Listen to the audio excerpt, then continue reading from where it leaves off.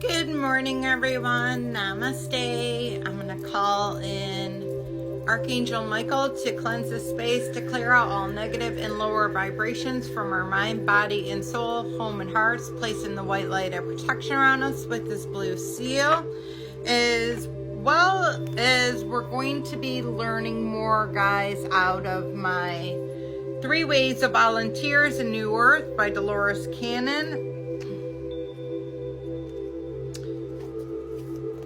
And we are still on the chapter 1, the discovery of the 3 different waves. And it states, these have been compared to an overlay of film. It is rather like going to a library to do research and poring over the countless volumes. And they're talking about the Akashic records here. So it says, the countless volumes of books to find the correct information. This imprinting becomes an essential part of the new soul's memory. I asked how I would be able to tell when working with a client, whether the memories that come forth during regression are real or an imprint.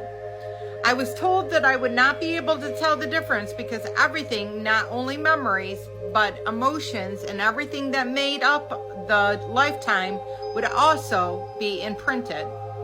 They said because of it was only being used as a reference for the soul that didn't matter anyways.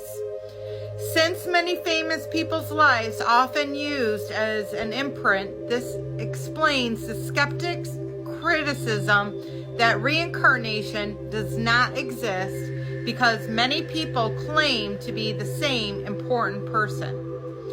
Imprinting answers the arguments I asked them. Does this mean that reincarnation does not exist? If anyone can imprint a life rather than living the actual experience? They said no, because they have to be lives in order to be lived, in order to have material or memories to put in the records. Alright, so I'll read a little bit of it. It says, this made perfect sense, and this was the method developed so that pure, innocent souls could adapt to a foreign, chaotic world. It is in preparation. The tender soul would have anything to relate to and would be totally unable to cope if they didn't have those previous lives. So through the Akashic records. After my first experience with Phil Young, the man, the keepers of the garden, I began encounter these new souls more frequently.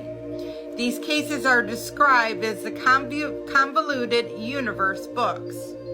So what I thought was a rare occurrence was now becoming more common. They had been hiding behind their imprints of other lifetimes and what was being presented to other hypnotics and investigators, especially those who worked in the levels of trance. Because of the imprints are chosen for a purpose to be used during this lifetime, the apparent past life will answer some questions for them. But not only most important, in the SC, its infinite wisdom will only give the client what they can handle.